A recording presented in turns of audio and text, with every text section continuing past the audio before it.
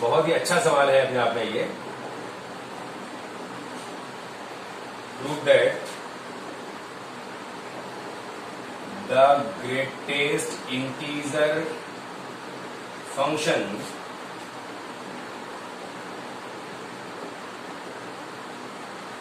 is continuous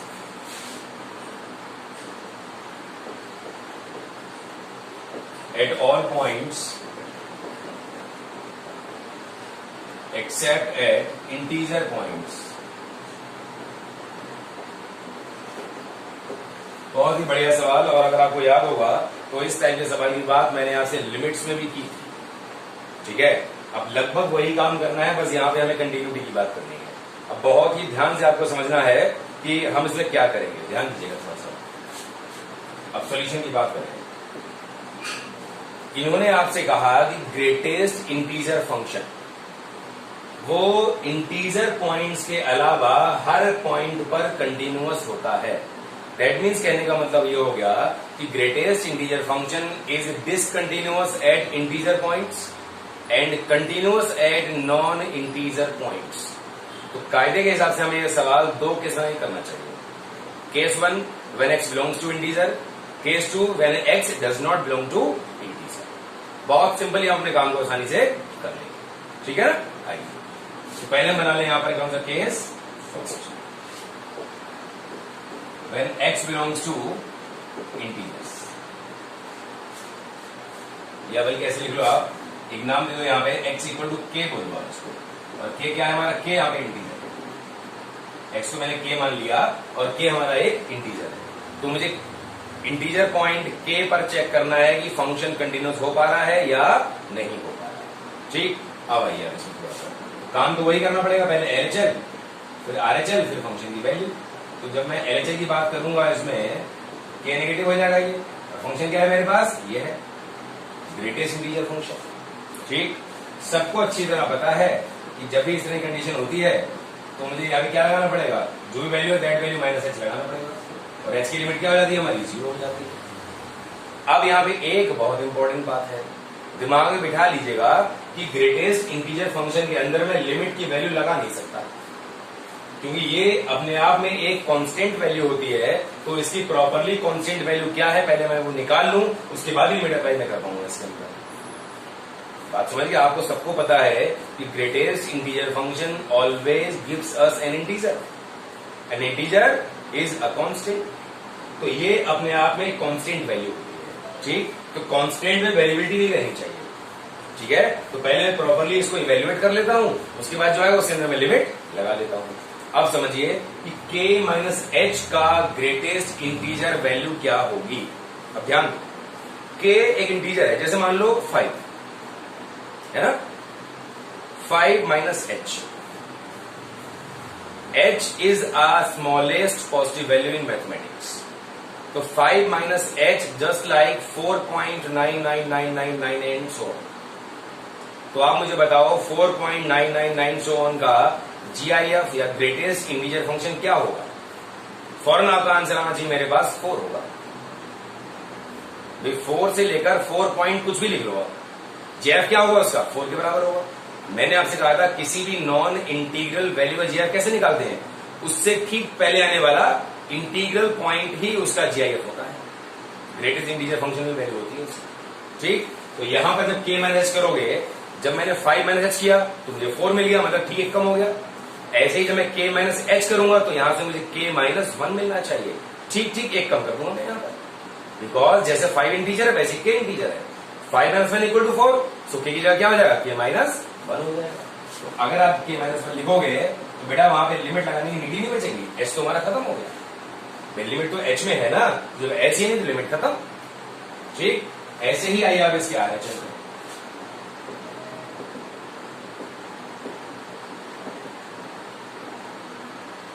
क्या करना होगा मुझे, limit h tends to 0 and ये हो जाएगा k प्लस h का GIF।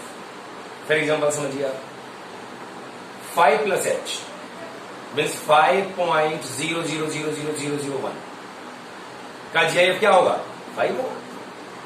That's it. इसी तरीके से k प्लस h का GIF क्या होगा, k होगा, है ना। तो यहां पर बेटा जब k होगा तो सोचने वाली बात ये है h का रोल खत्म तो लिमिट खत्म। तो आप देख रहे हो left hand limit is not equal to right hand limit, so we can say limit does not exist, hence function should not be continuous at x equal to k। क्योंकि function के continuous होने में limit का existence सबसे पहली requirement होती है। अगर लिमिट ही एग्जिस्ट नहीं कर रही है तो आगे बात खत्म होगी फिर हमारी, क्योंकि हमको लिमिट की वैल्यू को फंक्शन की वैल्यू के बराबर लगाना होता है, ठीक है ना। तो आप लिख लोगे यहाँ पे LHL is not equal to RHL, तो इंप्लाई करेगा limit x tends to k does not exist, तो इंप्लाई करेगा fx is not continuous at integral points. ठीक, इंटीग्रल पॉइंट्स पर कंटिन्यूअस नहीं हो पाएगा।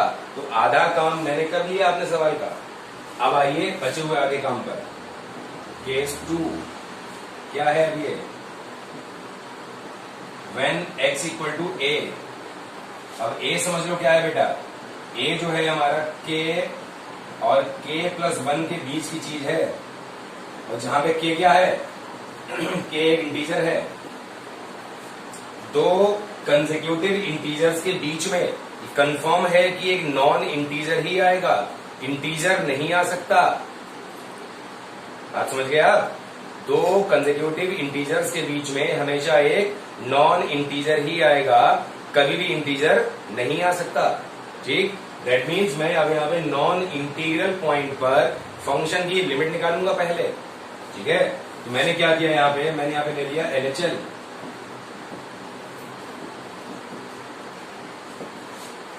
तो ये बेटा हो गया हमारे पास लिमिट कितना हो गया, h टेंड्स टू 0 और ये हो गया a माइनस h। ठीक, अब मैं आपको न्यूमेरिकल एग्जांपल समझाता हूं। k को अगर मैं 5 लूंगा तो ये हो गया 6। 5 और 6 के बीच कोई भी नंबर है 5 और 6 के बीच कोई भी नंबर है, कोई भी नंबर है। अगर आप उस नंबर में से h माइनस करोगे, ठीक, तो उस नंबर का जय मुझे 5 ही तो मिलेगा भाई। 5 और 6 के बीच किसी भी नंबर में आप h माइनस करो चाहे h प्लस करो, क्योंकि h इज ऑलमोस्ट नेग्लिजिबल।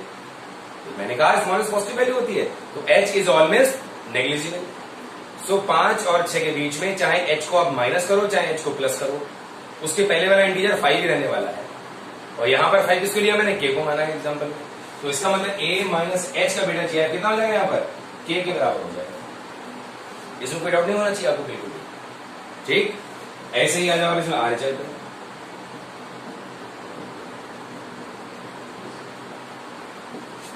ये हो गया बेटा हमारे पास कितना,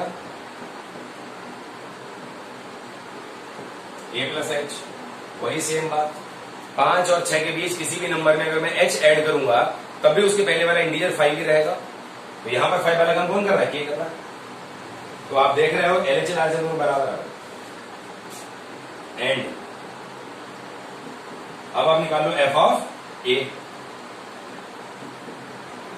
मतलब a का GIF। तो बेटा पक्की बात है a का GIF क्या होगा, a से ठीक पहले आने वाला इंटीजर कौन सा है, k ही तो है। ठीक, तो यहां से मैं साफ साफ दिखाई दे रहा है LHL equal to RHL equal to f of a, where k less than a less than k plus 1 and k belongs to integer. तो इंप्लाई करेगा हमारा इसमें fx is continuous at all non integral points. ठीक है, सारे के सारे non integral points पर ये कंटिन्यूअस होगा। बात क्लियर है बिल्कुल। तो यही दो काम मुझे सवाल में करने थे। क्वेश्चन का नेचर अपने आप में बहुत ही अच्छा है और ये सवाल अपने आप में बहुत ही इंपॉर्टेंट है। ठीक है, मतलब कॉन्सेप्ट वाइज बहुत अच्छी चीज है। मतलब हर चीज आप ये सोचो एग्जाम में ही आ जाए, ठीक है, तो ये नहीं होता है ऐसा। ठीक है, चीजों को सीखना भी होता है, जिनकी आगे एप्लीकेशंस होती है, जो वो चीज एग्जाम में आती है। एग्जाम में ये भी आ सकता है, लेकिन मतलब हर सवाल को हमें यही नहीं समझ में कि एग्जाम में आ सकता है, ऐसी फीलिंग हमारी नहीं होनी चाहिए। हम यहाँ पे सीखने के लिए बैठे हैं, ठीक है, रटने के लिए नहीं बैठे हैं। आइए बेटा के सवाल जाइए, देखिए एक और सवाल इसमें।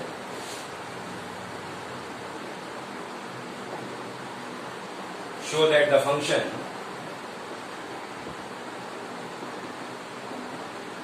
एफ एक्स बराबर mod of sine x plus cos x is continuous at x equal to pi. Mod of sine x plus cos x is continuous at x equal to pi. Very very simple. देखने में भले आपको कुछ भी लग रहा हो, लेकिन आपको घबराना बिल्कुल नहीं है। हम लोग नॉर्मली एलएचएल निकालेंगे, आरएचएल निकालेंगे, एफ ऑफ पाई निकालेंगे और तीनों इक्वल आ जाएंगे और बात हमारी कंप्लीट होगी। ठीक, किताब में कैसे किया है, बुक में कैसे किया, इससे कोई मतलब नहीं। ठीक है, हमें अपना काम वैसे करना है जो हमको आसान लगता है। एलएचएल लिमिट क्या हो जाएगा हमारे पास, x tends to pi negative, और फंक्शन क्या है मेरे पास, sine x plus cos x. क्या हो जाएगा ये, x tends to 0, sine of pi minus h and in the cos of pi minus h. ठीक, ध्यान दीजिएगा थोड़ा सा।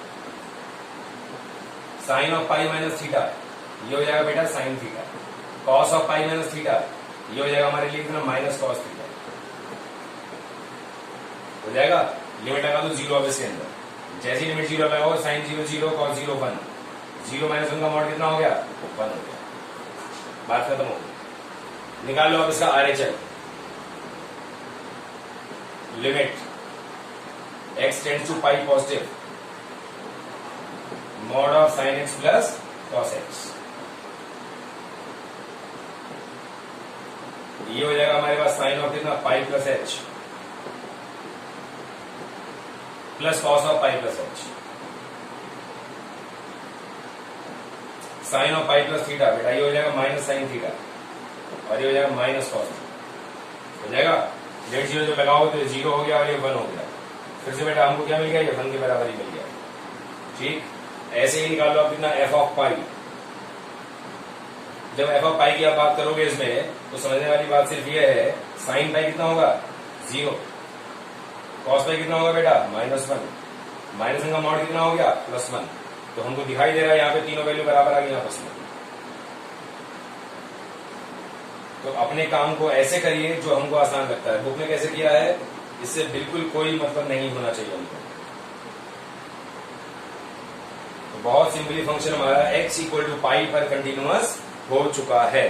ठीक है, चलिए बेटा और थोड़ा सा इसमें आगे मूव करेंगे हम लोग।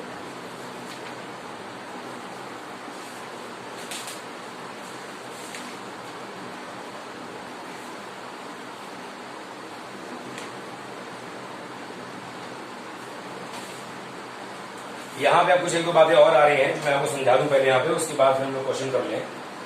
ठीक है, कोई खास बात नहीं है, बातें बहुत सिंपल सी हैं इसमें, लेकिन एक बात तो समझना पड़ेगी आपको।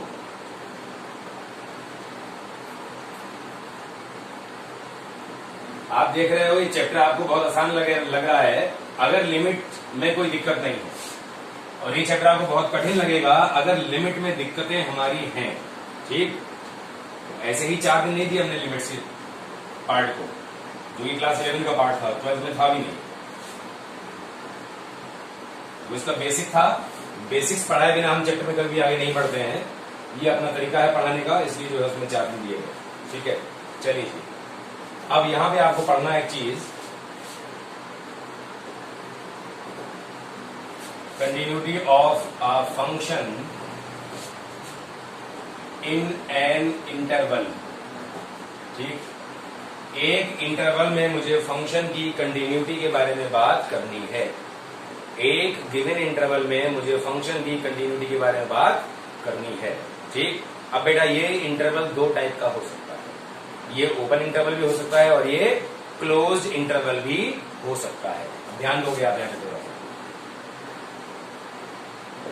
Case first, in open interval, मान लो आप मैंने बोल दिया ए से लेकर बी तक, ये मैंने हमारा ओपन इंटरवल है ए से लेकर बी तक।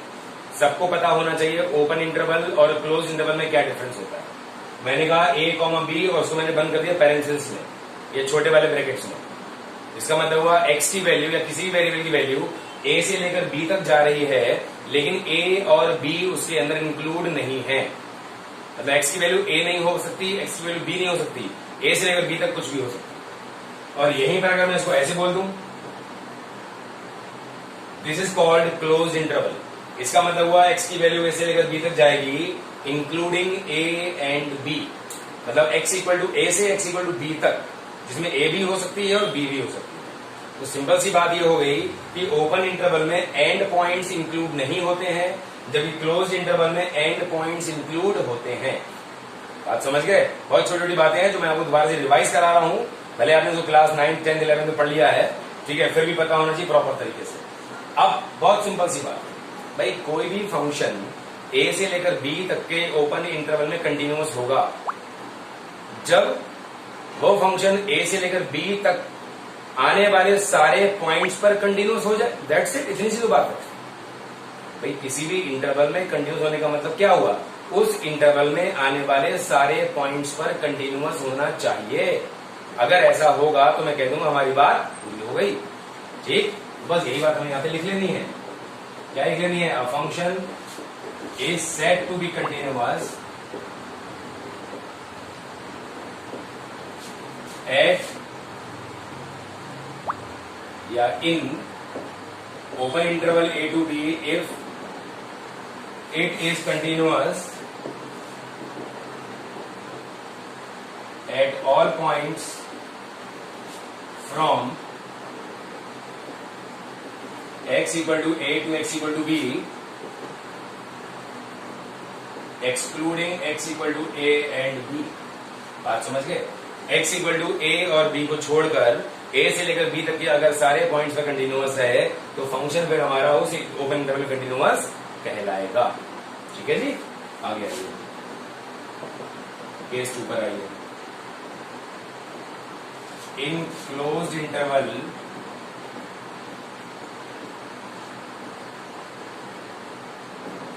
a टू b, a से लेकर b तक के क्लोज्ड इंटरवल की मुझे बात करनी है।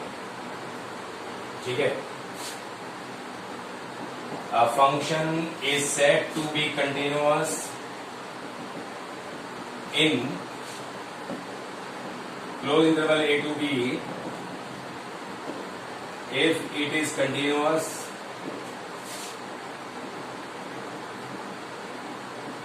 at all points from x equal to a and x equal to b। x equal to a से लेकर x इक्वल टू बी तक के सारे पॉइंट्स पर कंटिन्यूअस है तो फंक्शन हमारा कंटिन्यूअस कहलाएगा। अब यहाँ पे एक बहुत इंपॉर्टेंट बात है, x इक्वल टू ए पर और x इक्वल टू बी पर कंटिन्यूअस कैसे होगा फंक्शन? भाई मुझे किसी भी पॉइंट पर फंक्शन को कंटिन्यूअस शो करने के लिए left hand limit, right hand limit और फंक्शन की वैल्यू तीनों इक्वल लानी होती है। अब सोचने वाली बात है, जब मैं x इक्वल टू ए पर बात करूंगा तो जो फंक्शन का डोमेन ए से स्टार्ट हो रहा है, ए से पीछे है ही नहीं, तो इसकी लेफ्ट हैंड लिमिट हमें कैसे मिल पाएगी? ठीक, दूसरी बात, जब b की बात करूंगा तो x इक्वल टू बी तक ही जब फंक्शन गया, आगे गया ही नहीं है, तो x इक्वल टू बी पर मुझे राइट हैंड लिमिट कैसे मिलेगी? नहीं मिलेगी, और हमें उसकी जरूरत भी नहीं है। मैं बता रहा हूं कैसे। मैं कहूंगा आपसे continuity at x equal to a. x equal to a पर मैं फंक्शन की कंटिन्यूटी की बात करूंगा, ध्यान दीजिएगा। LHL equal to RHL equal to f of a. तो याद रखिएगा, मुझे इसमें LHL की नीड नहीं है क्योंकि LHL is now out of domain. जब फंक्शन ए से बी जा रहा है तो ए से पीछे वाले सारे पॉइंट्स डोमेन से बाहर हो गए, तो हम उस पर चेक कर ही नहीं सकते। बात समझ गया? तो हम केवल RHL निकालेंगे और फंक्शन की वैल्यू निकालेंगे। अगर दोनों इक्वल आ गए तो मैं कह दूंगा function x equal to a पर कंटिन्यूअस है। Similarly continuity at x equal to b, RHL equal to LHL equal to f of b. बेटा यहां पे आपको सिर्फ ऐसे से काम चलाना पड़ेगा, क्योंकि RHL जो होगा वो हमारा b से आगे है और b तक ही हमारा फंक्शन गया है। That means x equal to b plus h is out of domain, तो मैं वहां पर चेक नहीं करूंगा। तो बाद वाले एंड पॉइंट पर ऐसे वैल्यू निकालूंगा और फंक्शन की वैल्यू निकालूंगा। अगर दोनों इक्वल आ गए तो बात हमारी यहाँ पर पूरी हो गई। तो ये हमने आपसे बात की, किसी भी इंटरवल में अगर मुझे फंक्शन को कंटिन्यूअस शो करना हो तो मैं कैसे करूंगा। एक बात बहुत ध्यान से जान लीजिएगा, मैंने कई बार आपको बताया है कि अब जो है लास्ट ईयर से आपके बोर्ड एग्जाम में 20 क्वेश्चंस 1 मार्क आते हैं। उसमें 10 क्वेश्चंस एमसीक्यूज होते हैं, 5 वन वर्ड आंसर होते हैं और 5 फिल इन द ब्लैंक्स होते हैं। उन 20 क्वेश्चंस में बेटा बिल्कुल याद रखिएगा फैक्ट्स ही पूछता है generally.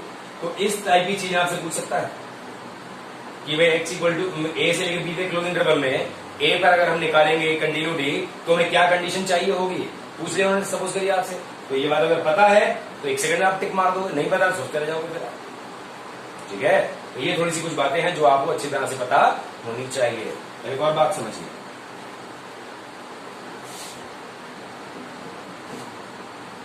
Functions which are everywhere continuous। कुछ फंक्शन बेटा ऐसे होते हैं जो एवरीवेयर कंटिन्यूअस होते हैं। मतलब क्या हुआ भाई, कुछ फंक्शंस ऐसे होते हैं जिनका ग्राफ माइनस इनफाइनाइट से प्लस इनफाइनाइट तक जाता रहता है और लगातार स्मूथ चलता है, कहीं कोई ब्रेक उसके अंदर नहीं आता है। तो ऐसे फंक्शन माइनस इनफाइनाइट से लेकर प्लस इनफाइनाइट तक, मतलब एवरीवेयर। एवरीवेयर का मतलब बेटा यहां पर हो गया for all the real numbers, for all real numbers, that is R, that is minus infinite to plus infinite. यहां पर ये मतलब हुआ एवरीवेयर का कि फंक्शन हर जगह कंटिन्यूअस होगा। तो दिमाग में फ्रेम आपके होना चाहिए ना भाई, अगर इस इंटरवल में ग्राफ हमारा बन रहा है और उस ग्राफ में कहीं कोई ब्रेक या गैप आ नहीं रहा है तो कंटिन्यूअस तो होगा ही। आप मैंने सोचो साइन एक्स चलता रहेगा, साइन एक्स तो कभी खत्म ही कहाँ होगा, और ना कहीं उसमें ब्रेक आएगा ना ही ग्राफ हमारा ब्रेक होगा, कंटिन्यूअस तो हो गया ना एवरीवेयर। इस टाइप की बात मुझे करनी। कुछ ऐसे फंक्शन है जो आपके दिमाग में पहले से होने चाहिए। वैसे तो मुझे बताने की नीड नहीं है, यहाँ पे मैंने आपको फंक्शन बहुत बढ़िया से पढ़ाया हुआ पहले, तो कुछ बेसिक ग्राफ आपके दिमाग में पहले से है। बात समझ गया, नहीं समझ गए? ठीक है, लेकिन फिर भी यहाँ मैं नाम लिख दे रहा हूं कि कभी कंफ्यूजन तो आप यहाँ से इसको रिवाइज कर लें, एक बार जो है रिकॉल कर लें उसको। ठीक, आइए सबसे पहले हम बात करें यहाँ पे पॉलिनोमियल फंक्शन। बेटा पॉलिनोमियल फंक्शन हमारा ऐसा फंक्शन होता है जिसको हम लोग एवरीवेयर कंटिन्यूअस कहते हैं। मैंने कहा था इसका ग्राफ जो स्मूथ होना चाहिए, ठीक, और कंटिन्यूअसली हमारा चलता रहना चाहिए, उसको हम बोलते हैं पॉलिनोमियल फंक्शन। ठीक, अब पॉलिनोमियल फंक्शन की और भी केस है कुछ, जैसे मैंने कहा था लीनियर फंक्शन, मैंने कहा था कांस्टेंट फंक्शन, मैंने कहा था आइडेंटिटी फंक्शन। ये सब पॉलिनोमियल फंक्शन के ही पार्ट है, इनमें कोई डिफरेंस नहीं है, कोई अलग बात नहीं। ठीक, अच्छा, इसके जब आगे बढ़ेंगे हम लोग तो हम कह सकते हैं कि भाई मॉड्यूलस फंक्शन, इसका ग्राफ भी कैपिटल V बनता है और लगातार मूव कर रहा होता है आगे तक, तो माइनस इनफाइनाइट से लेकर प्लस इनफाइनाइट तक ये जा रहा होता है। ठीक, और थोड़ा सा अगर हम आगे बढ़े तो हम कह सकते हैं एक्सपोनेंशियल फंक्शन। इसका भी ग्राफ आपको पता है कि माइनस इनफाइनाइट से लेकर प्लस इनफाइनाइट तक जाता ही रहता है। और अगर हम आगे बढ़े बेटा तो हम कह सकते हैं इसके अंदर साइन फंक्शन, हम कह सकते हैं कोसाइन फंक्शन। साइन और कॉस का जो ग्राफ है वो भी हमारा माइनस इनफाइनाइट से प्लस इनफाइनाइट तक कंटिन्यूअसली मूव करता है विदाउट एनी गैप। ठीक, तो कुछ और भी हो सकते हैं, फिलहाल ये दिमाग में भी आए हैं। तो ये कोई स्टैंडर्ड फंक्शन है जो हमारे एवरीवेयर कंटिन्यूअस कहलाते हैं। ठीक, अब एक और बात समझिए, क्या समझना है? अब समझना है आपको यहां पर functions continuous in their domains only। कुछ ऐसे फंक्शन है जो अपने डोमेन में कंटिन्यूअस होते हैं। तो बेटा ये बात लगभग सेम ही है, जो एवरीवेयर कंटिन्यूअस होगा उसका डोमेन ही आर होगा। भाई डोमेन से बाहर तो हम फंक्शन के बारे में कोई भी बात कभी कर ही नहीं सकते। भाई डोमेन में क्या हो, घर, फंक्शन अपने घर में अगर है तो ही उसके बारे में कोई प्रॉस एंड कन्स आएंगे। और जब घर से बाहर है तो हम कोई बात नहीं करेंगे उसके बारे में, ठीक है ना। तो याद रखिएगा, जैसे यहाँ पर एवरीवेयर कंटिन्यूअस और डोमेन ओनली बात है कि लगभग एवरीवेयर कंटिन्यूअस वाले केस में इसका डोमेन क्या है, all the real numbers, domain ही आर है इसका। तो कुल मिला के यहां भी बात डोमेन की है मैंने, डोमेन से बाहर मैं यहां भी नहीं गया हूं, ठीक। अब मैं कहूं अगर functions continuous in their domains only, मतलब जिसका domain all the real number नहीं होता है, मैं उसकी बात कर रहा हूं आपसे, ठीक। तो ऐसे फंक्शन जिसका domain all the real number नहीं होता है, तो वो अपने पूरे डोमेन में कंटिन्यूअस जो होते हो उसकी बात कर लेता हूं आपसे, ठीक है। आएंगे अब जैसे अगर हम बात करें आपसे यहां पे सिग्नम फंक्शन कह सकते हो आप, ये 0 पर ब्रेक हो जाता है, डिफाइंड पूरा है माइनस इनफाइनाइट तक, लेकिन 0 पर ब्रेक हो रहा है ग्राफ इसका, ठीक। अच्छा आगे बढ़े, हम कहते हैं लॉगरिथमिक फंक्शन।